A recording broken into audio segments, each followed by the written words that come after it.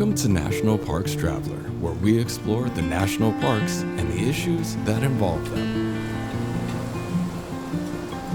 One of the most popular public events in the national park system was the release of sea turtle hatchlings shuffling off into the Gulf of Mexico at Padre Island National Seashore.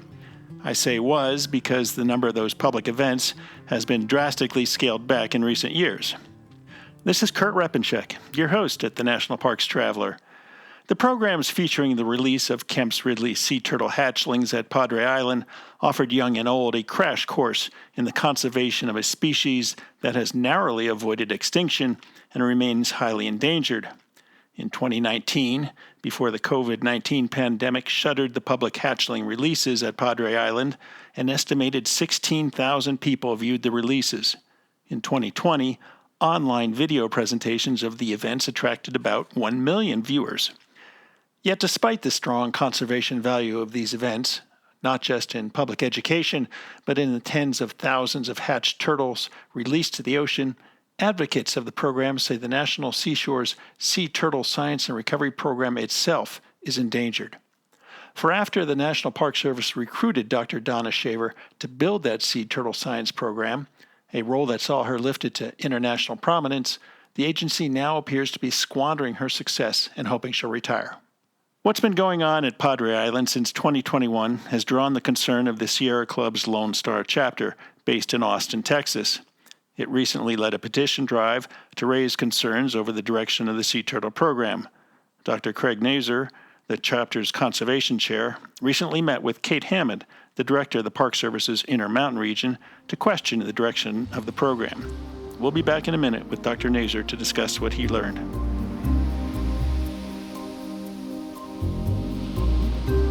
The Blue Ridge Parkway Foundation is the primary nonprofit fundraising partner for the Blue Ridge Parkway.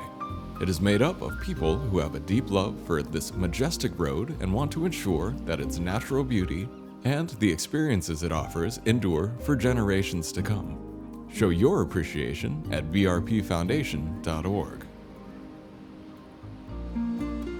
Embrace the perks of an interior federal membership, where our benefits can save you up to $2,800 a year. Take advantage of discounts on insurance like auto, home, and AD&D. Shop for travel deals. Get a discount on password security and identity theft protection too. Discover all Interior Federal has to offer. Learn more and apply at interiorfcu.org. Federally insured by NCUA.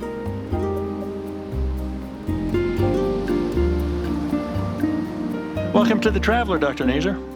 Yeah, well, you have a great reputation. I've been reading articles from you for the past number of years. Very good magazine and interesting articles. Well, thanks. There's never a shortage of news or features or interesting topics to pursue in the national park system.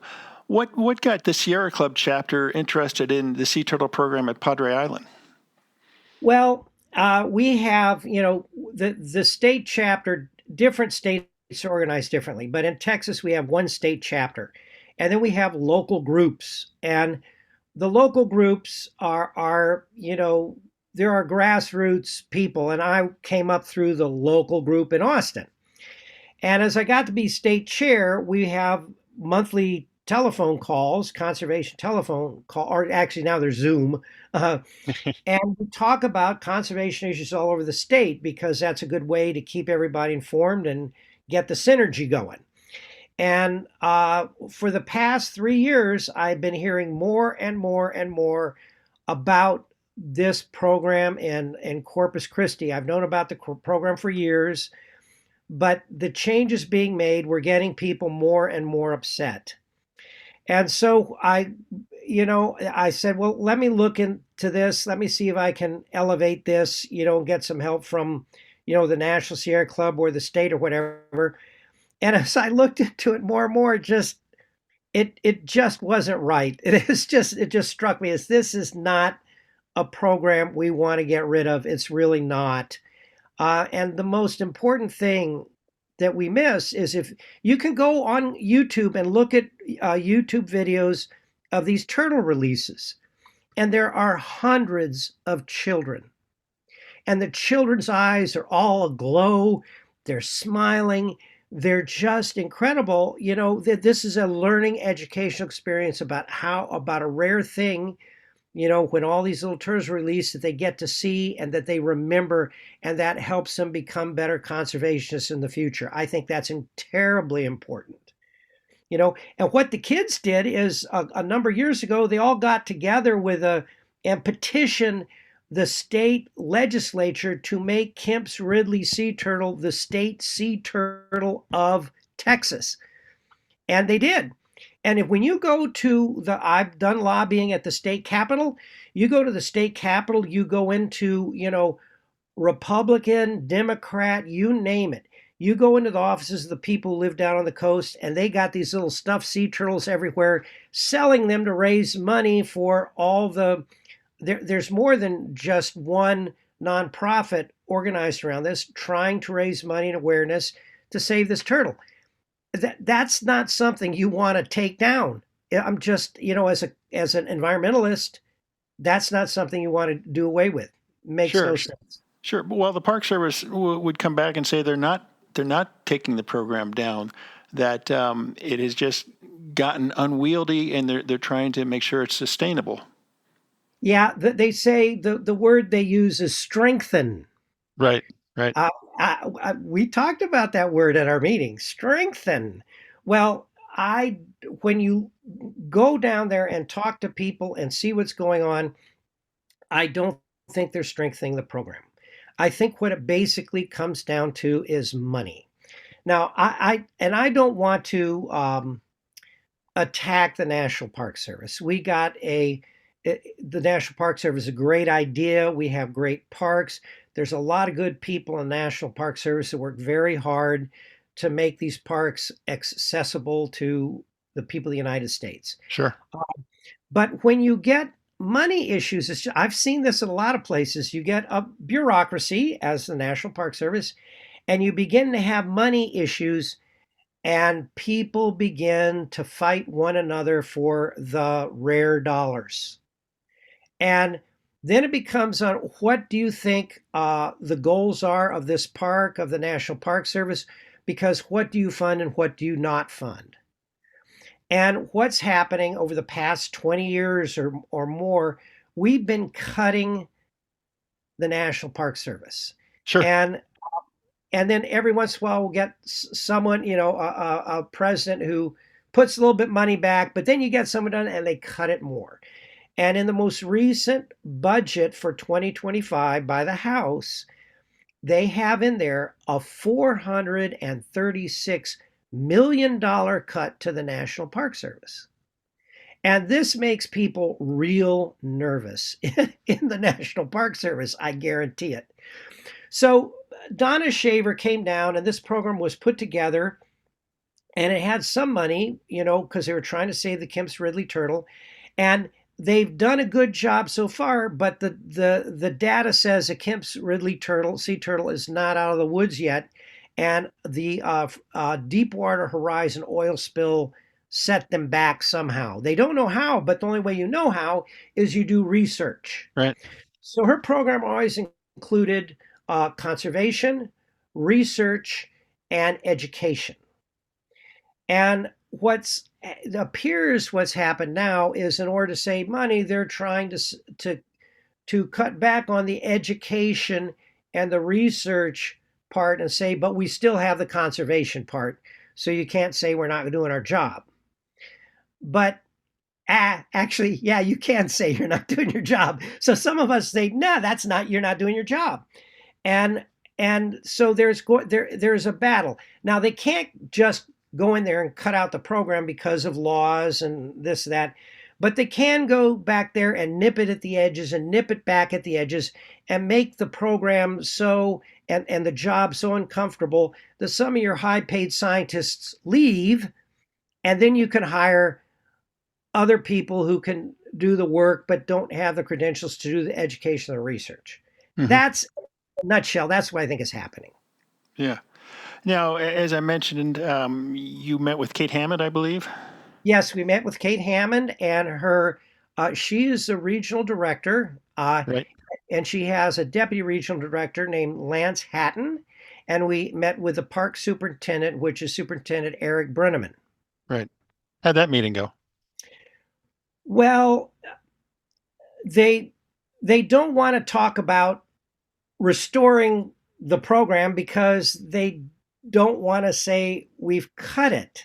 Right. They claim they've strengthened it. But when you look at the statistics, anybody outside it depends on how you define it, but anybody from the outside, when you cut those sea turtle releases, that's worth millions of dollars to the local economy, because all these people, they happen early in the morning. The people come to Corpus Christi, they spend the night, they eat lunch, they eat breakfast, they go to the state aquarium. It generates a lot of revenue. Also, the other thing about it is they used to have more beach monitoring for the turtles, to check for stranded turtles and all that. And South Padre Island is a 60 plus mile long park with an entrance just at the north end. And the only way to get through it is beach driving. Right. So for people to use the whole park, you don't have cell phone service in a lot of places out there either. The regular monitoring by the sea turtle program gave people a way to access in case there was an emergency or whatever, because those people had radio phones, and you could get help. If your car got stalled or whatever, got stuck, whatever, you had some help there that would come along within a few hours. And when those get reduced, it makes people a lot more nervous to use the whole park. So, it's the program did a lot of services for the park, and I don't think people want to see it go away. That's what we've found out. Yeah. Now, as I recall, there had been roughly 24 public sea turtle hatchling releases before the recent change. And now I think there's about 5 a year. Is that correct? 3 to 5 a year. And the reason they give for that is liability. They say, there's so many people down there and they could get hurt. So what we have to do is we can't staff them with volunteers. We got to staff them with staff.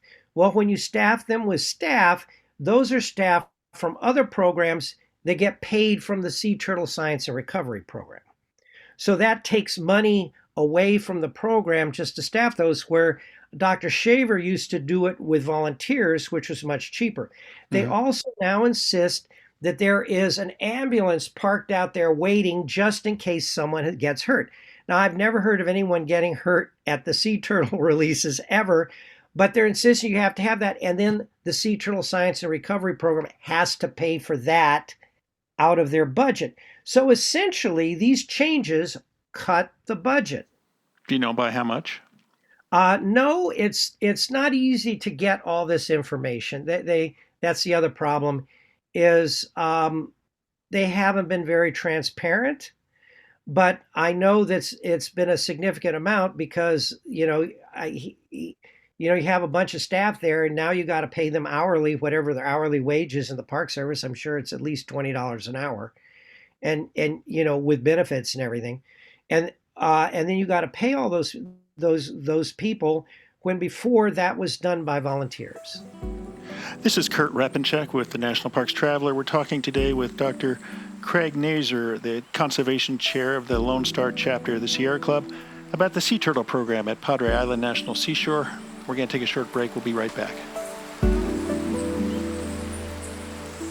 National Parks Traveler has launched the National Parks RVing Guide, the definitive guide for RVers seeking information on campgrounds in the National Park system. The guide is now available free through the Apple App Store and the Google Play Store. If you're a traveler who wants to explore the National Park system, you'll want this app. The guide is packed with details for campgrounds in more than 70 national parks across the country, searchable by park, state, or region. You'll also find feeds of the traveler's content, including our latest stories and podcasts. Download the National Parks RVing Guide and start planning your next trip today. Smokey's Life. Full of stunning photography and thought-provoking reads, Smokey's Life Journal is a biannual magazine produced by Smokey's Life, formerly the Great Smoky Mountains Association. Members receive it free of charge each spring and fall, and it is available for purchase in retail stores throughout Great Smoky Mountains National Park and online at smokieslife.org.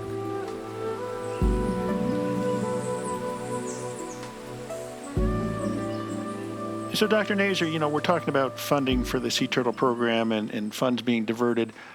One thing I've heard is that early on, when Eric Brunneman was made superintendent, he diverted $300,000 in a grant that was targeted for the sea turtle program to spend it elsewhere in his budget. Are you aware of that story? Is that accurate? Yes, there was a competitive grant. Now, Dr. Shaver, over the years, has been incredible, absolutely incredible at getting money for her program because she loves the program. She is 150% behind the program. She really feels that this is what we need to do to save the Kemp's Ridley sea turtle. And so since she's been at the park, she has gathered in more than $14 million in funds to help the program. So she had gotten this $300,000 competitive grant. And when he came to the park, he decided they didn't need it. I've never heard what reasons he gave, but they said, no, we're going to give that grant back. And it actually went to another park. And we're not, because we don't need it, or I don't know what the reason was for that, but that did happen. And one of the things that Superintendent Brunneman has said, and he's very adamant about it, is we shouldn't get money for base funding from temporary sources of money. Well, I agree with that, ideally, but if your budget keeps getting cut and you can't keep up, well, and he'll claim it's not getting cut, by the way, but how are you going to expand your program and do the things you need to do? If there's someone willing to get competitive grants, why not let her do it? I mean, that would be my guess. It depends on how much you value the program, I would suppose. What has happened, though, and we saw the figures from 2014 on, he says we have not cut the program. Well, when you look at how much money in the base budget there is for the Sea Turtle Science and Recovery Program, from 2014 to today, it is exactly the same amount of money, which means we've had a lot of inflation and people get salary increases. You get good people there. You can't just keep them at the same pay for 10 years. They get salary increases, promotion, and all that comes out of the same amount of money that you had in 2014. So to me, that is not strengthening the program. Let's put it that way. Yeah. I know one of the areas that they were concerned about with the program was overtime, and that the overtime was exorbitant. Can you justify that overtime? Okay. Yeah, it's interesting. My background, I'm a retired and I'm a full-time environmentalist now, and I've always been an environmentalist, but my background was in the performing arts. And what happens is when your heart's into a project and you have a deadline, you have a performance, you have turtles got to be released when they start to frenzy. You got to do it then. You can't wait. What happens is there may be times where you have to put in longer days. Mm-hmm. I missed, whole nights of sleep because it was important to meet the deadline. Well, what happens is with the Sea Turtle Science Recovery Program, they have that kind of thing. And if you do it with volunteers, which they've done, you don't pay any overtime. But sometimes you do need some overtime because, for instance, you got to watch little turtles. You say, oh, they're going to frenzy soon. Well, people would spend the night at the park, and once an hour, they get up and check the turtles and check the turtles and check the turtles. Well, it doesn't make any sense to, be in Corpus Christi and spend a half an hour driving out there, half an hour driving back, and then just turn around and do it again to check them every hour. So and that's where the overtime, and, particularly with the nesting, when the turtles come ashore, they come ashore more all at once at the same time. Well, you have to have more beach patrols. And if you're underfunded, then if you got young people and volunteers who say, yeah, I can stay up, yeah, I can use a little extra money to do that kind of work, it helps the program to be able to do that kind of work. Now, I think the overtime situation could have been addressed through other means rather than just addressing the program the way it is, because it's the kind of program that takes a really hands-on approach, and sometimes it takes some long hours. Dr. Shaver would spend the night out there numerous times. Superintendent Brenneman has made it. No one is allowed to spend the night out there, and of course the reason is liability. And the thing is, well, you might start a fire in a building in your way out here, and who's going to help you? But somehow, to me, they used to actually. There's a house down the beach. This 60-mile long beach, so 30 miles down the beach, there's a little shack or bungalow where if you were doing turtle patrols, you could spend the night there Mm-hmm. and then start again and be all the way down there, save gas, save. Um, but but this involves, depending on what the rules are with your full-time people, this might involve overtime. Yeah. I think there would have been a different way, a better way to deal with this, but no, that was it was just no, that's it. We're stopping this. This is over. Well, let me ask you this. It sounds like you spent a lot more time looking at the actual budget numbers than I've had the opportunity to. And you mentioned that Dr. Shaver has brought in, I believe, over $14 million in grants and funds for the program. Has the program ever run a deficit? Has it ever come close to running a deficit? Never. It's never. You can't, because if you don't have money to pay people, you have to, say. And they survive on a lot of volunteers, but also interns who, for the summer, they hire a lot of interns who come in. You don't have to pay benefits or anything. There are a lot of young people, like she was, interns from programs where people are studying sea turtles. I mean, these are gung ho people who really want to do the program. So she has gotten by without ever having a deficit.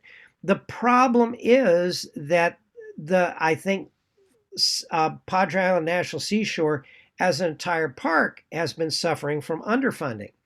And when you have park needs, and if you have these other problems, and you have one program that's taking up a lot of money, then other people might get resentful. I mean, and understandably, well, where's our money? We need money too. I mean, cleaning up the trash is, cleaning the buildings, all this takes money.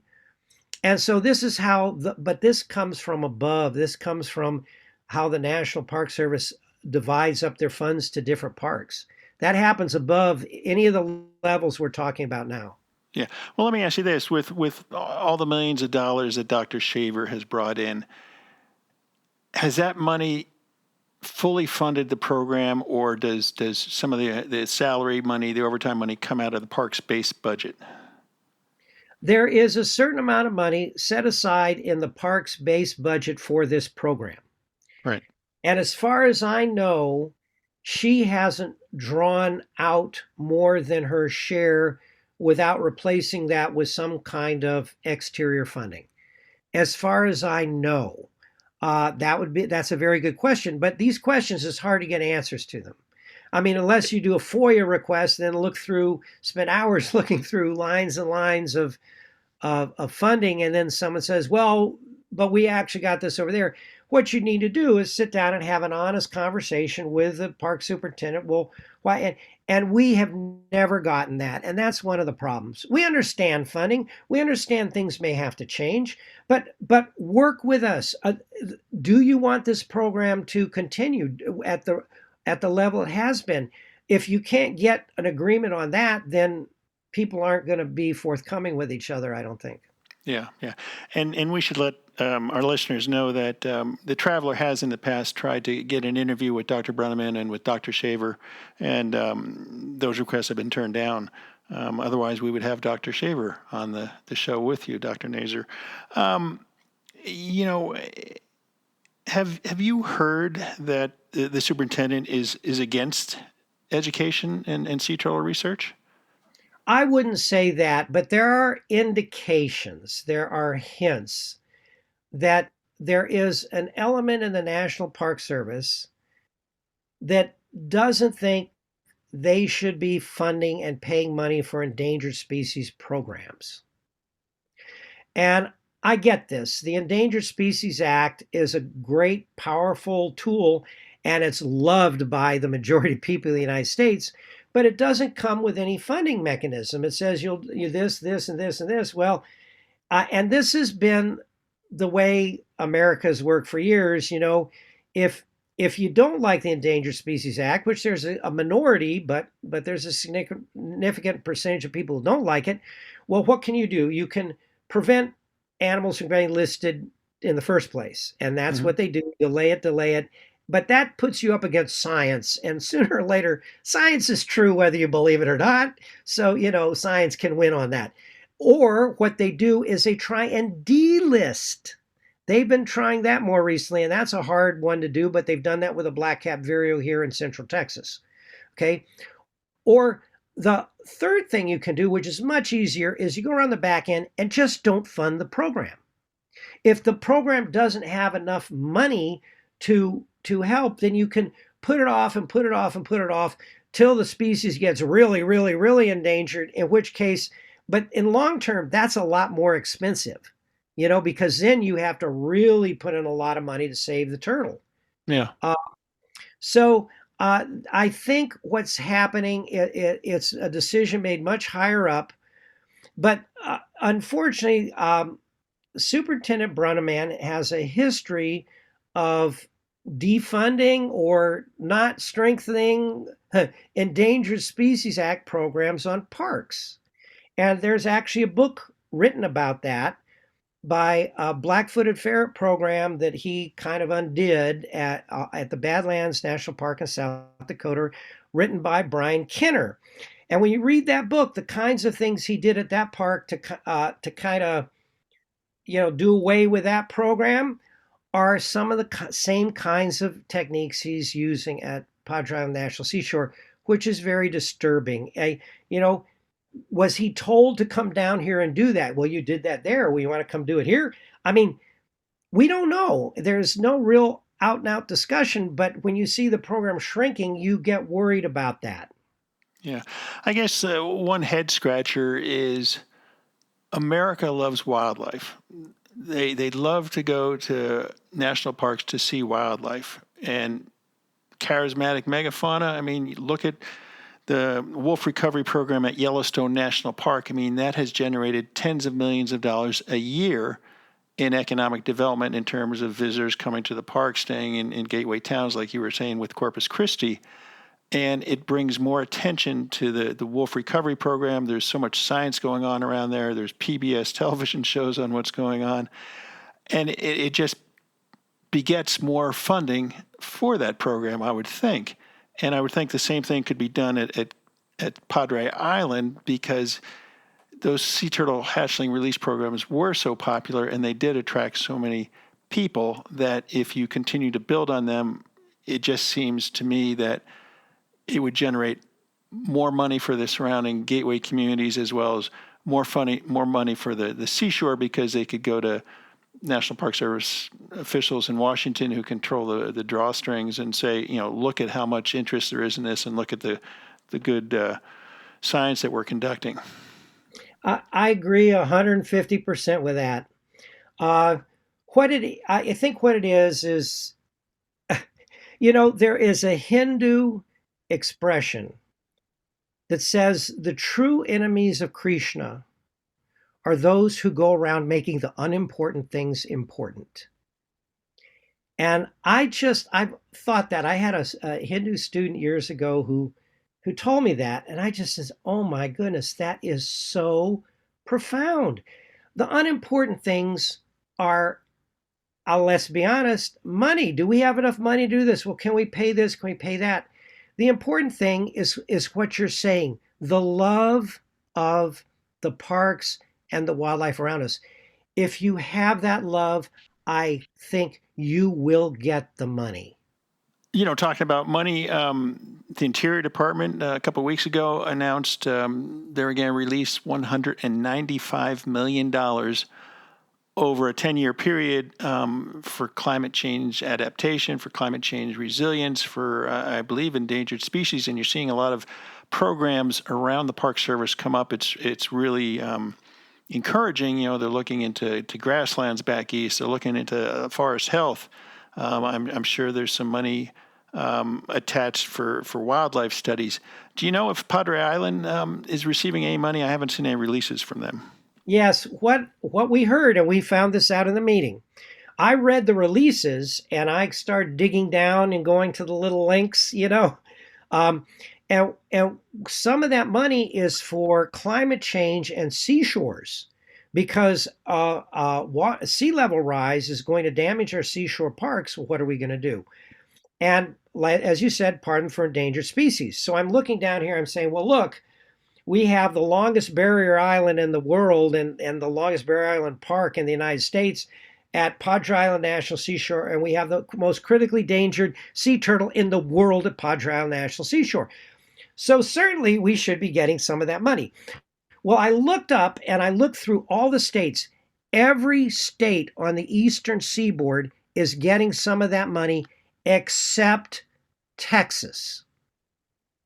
That bothered me. So when we were down there, I asked Superintendent Brenneman, I said, why are we not getting any of that money? And he said, well, I applied for some of that money, but we didn't get it.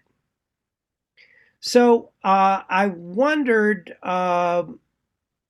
did he apply or did Donna Shaver apply? Donna Shaver has a track record of getting money. And from what I can find, and I think we have to FOIA that request, and I think I may actually do that to see what it was.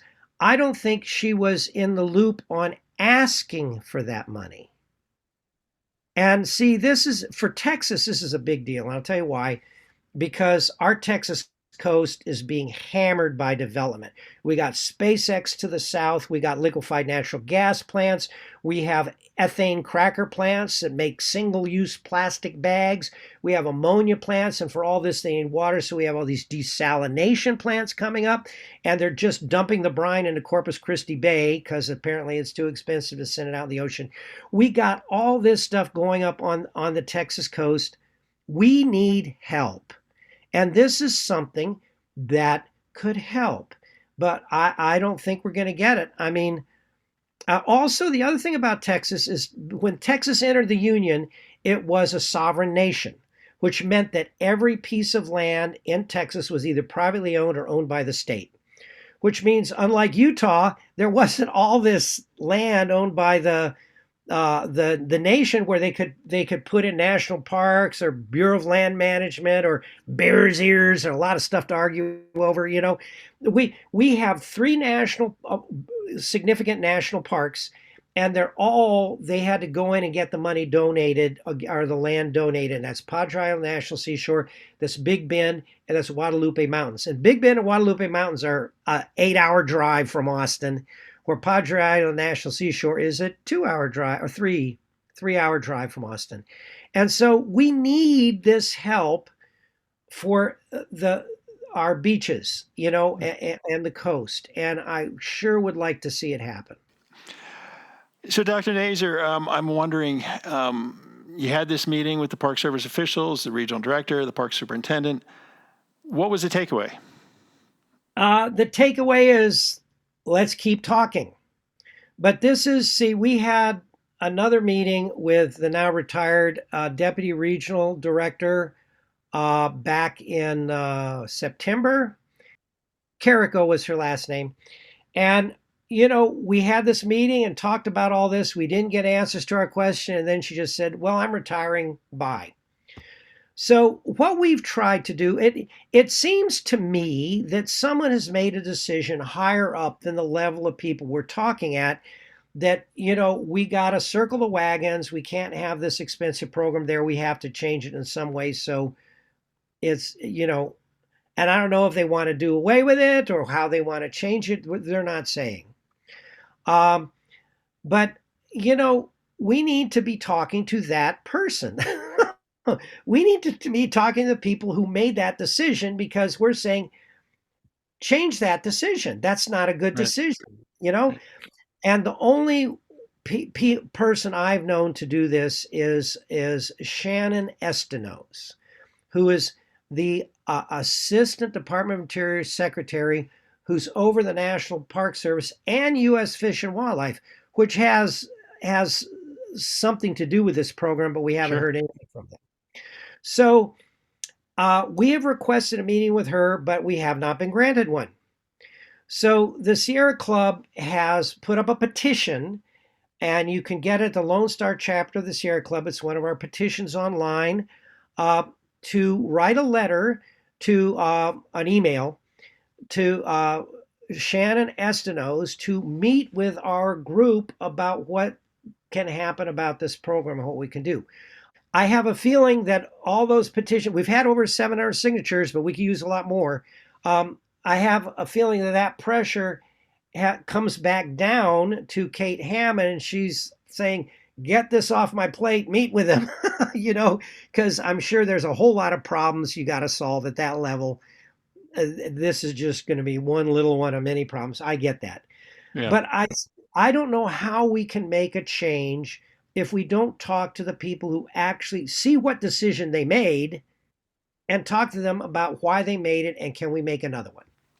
Yeah, I know back in 2021 when the Park Service came out with the draft report looking at the sea turtle program and the issues they saw with it.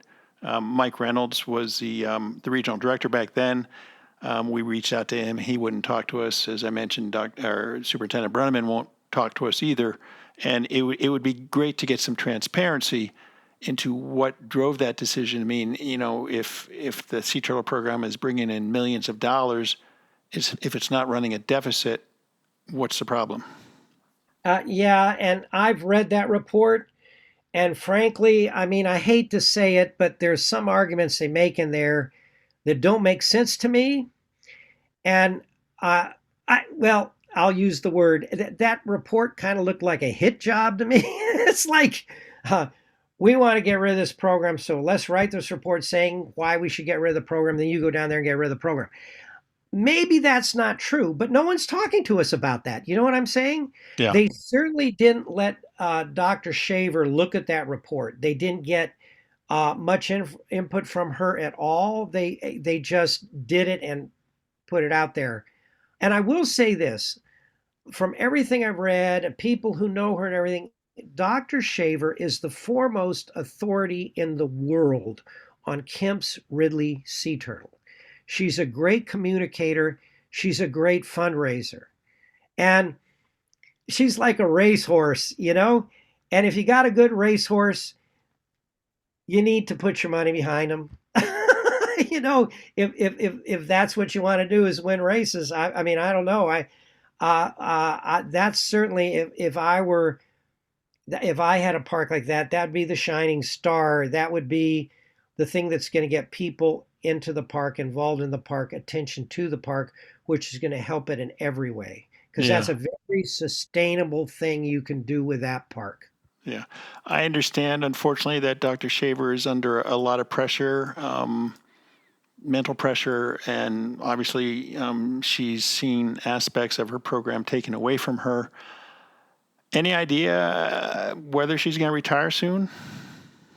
I don't know. I think that she wants to see she's really dedicated to saving the Kemp's Ridley turtle, and I think she's just one of these people who's going to do what she can and do what she can and do what she can.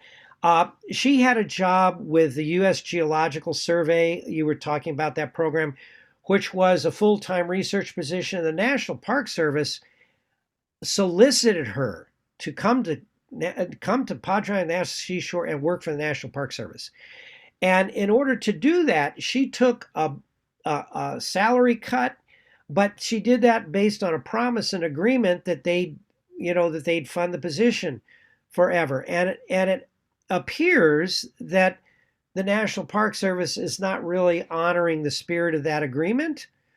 But these are all personnel issues that we really can't get into, unfortunately, and I get that.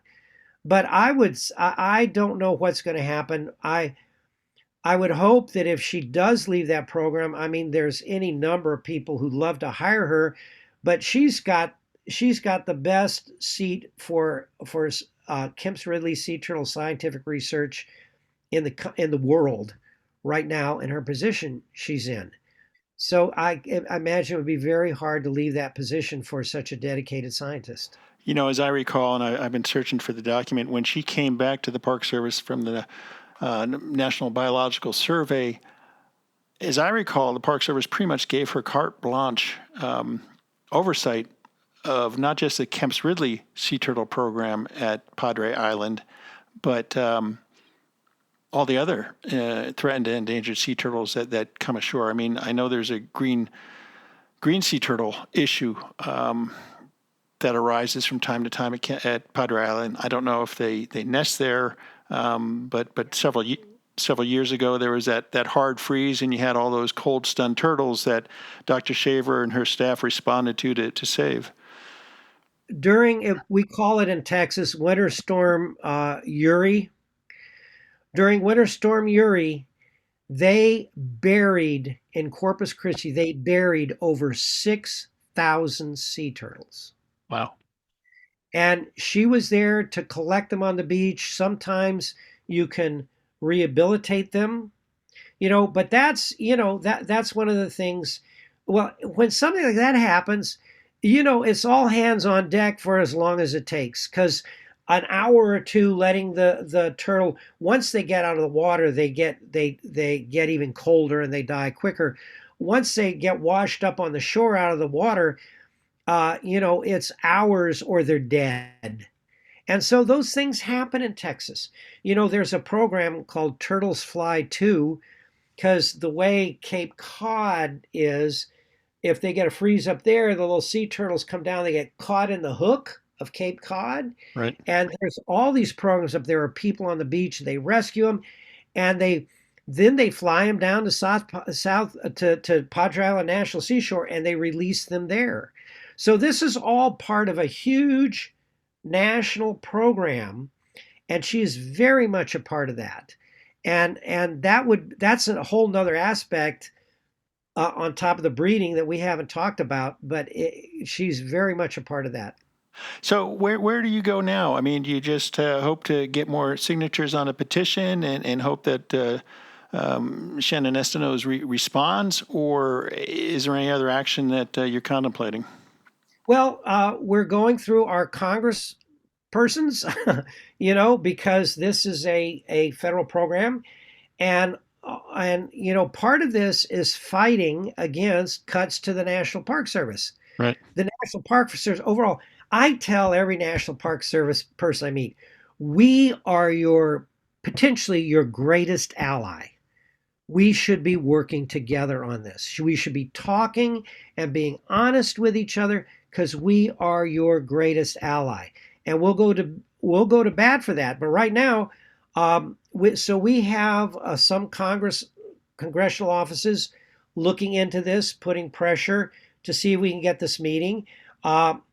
I don't know if we'll get much more from the National Park Service at the level we're meeting them or not. I'm responding. I have a letter that I've written to them responding to to the last meeting we have, but we still haven't gotten. We've got an explanation of what it is and why, but we haven't gotten a good discussion. I don't get the feeling they're open to changing what they're doing. They're just trying to tell this is what we're doing.